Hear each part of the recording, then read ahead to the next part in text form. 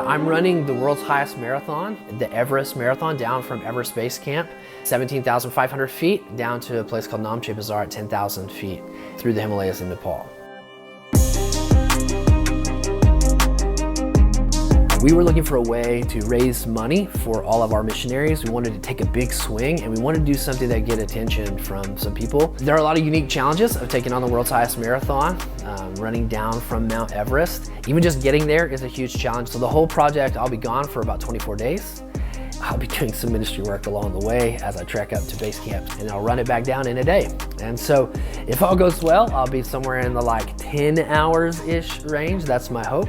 A really fast marathon for me would be more like 4 hours.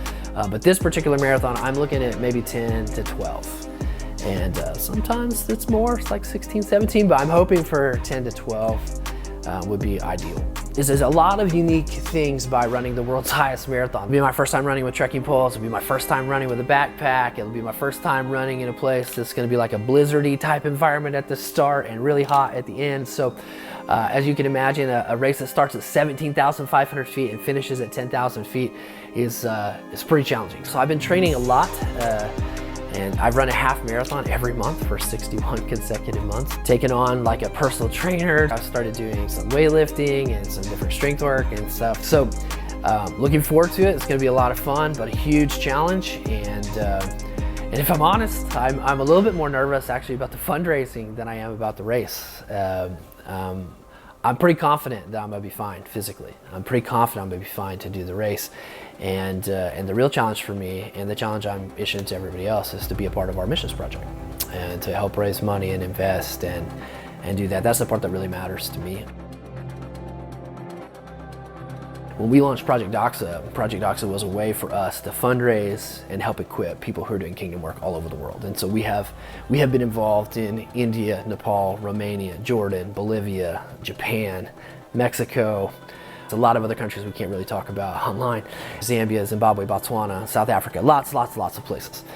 And some of what we do is we equip missionaries and kingdom work, and then some of the stuff is more like humanitarian relief. When the earthquake happened in Nepal in 2015, we rebuilt 200 homes, a whole village, planted multiple churches in those areas. In the last 17 years with Project Doxa, we've spent a little more than $3 million on missions projects in support of these different missionaries and projects around the world. One of my favorite places that we work is in Romania. We help launch a couple of different ministry teams in Romania. And then when Russia invaded Ukraine, many Ukrainian refugees spilled over the border into Poland, Moldova, and Romania. And our friends on the ground in Romania have been caring for them. They've been housing nearly 100 Ukrainian refugees for more than 2 years. And while we were working with them, they said, hey, we want to send a truck of supplies back into Ukraine. And I said, that sounds great. And I thought in my mind, like a pickup truck or maybe like a box truck. But when I got there, they had a semi truck. And we basically went to like a Romanian version of a Sam's Club, and we just bought the store, like all of it. We are in the truck, loading everything up. Say hi, say hi. Hello. This is maybe 1/3 of the stuff, half maybe.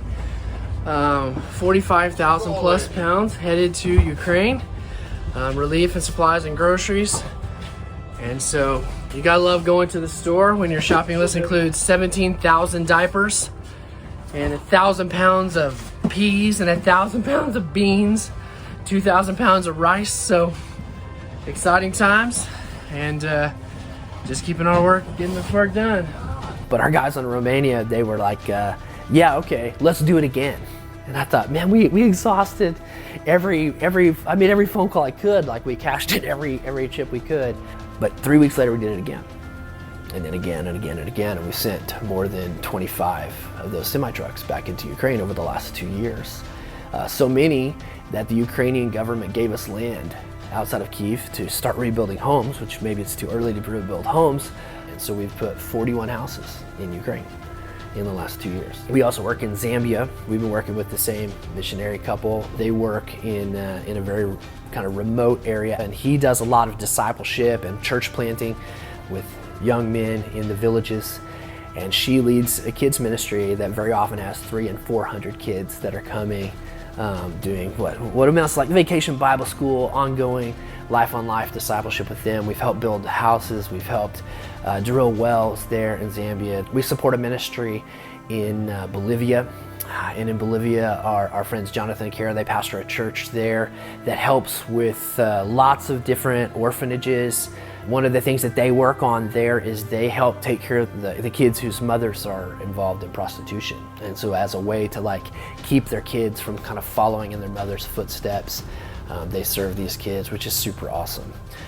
We support ministries throughout the Middle East. Some we can talk about, some we can't talk about, and they're doing incredible work. We work with a couple of guys who planted literally dozens and dozens of churches. We've got a church building project happening in Kathmandu right now, which we're super excited about. And the work that we support in India is mostly evangelistic work with lots of small ministries scattered throughout.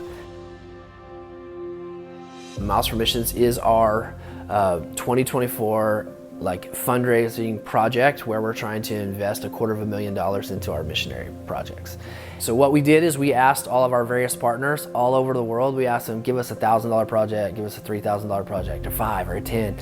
And then we've kind of pooled those things together, and depending on how well we do with our fundraiser, we'll just start checking some of those projects off. We have a lot of projects that have been submitted. We're helping with a car repair in Zambia. We're supporting missionaries in India and Nepal.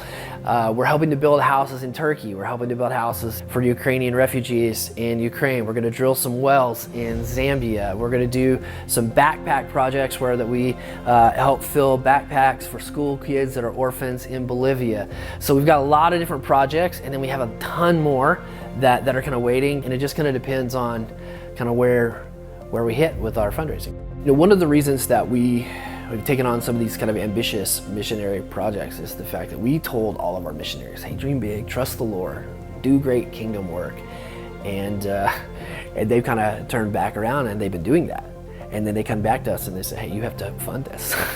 You know, you pushed us here, you need to help us with this situation. They really have challenged me. If we don't do something, there will be a huge gap. We can't leave these guys.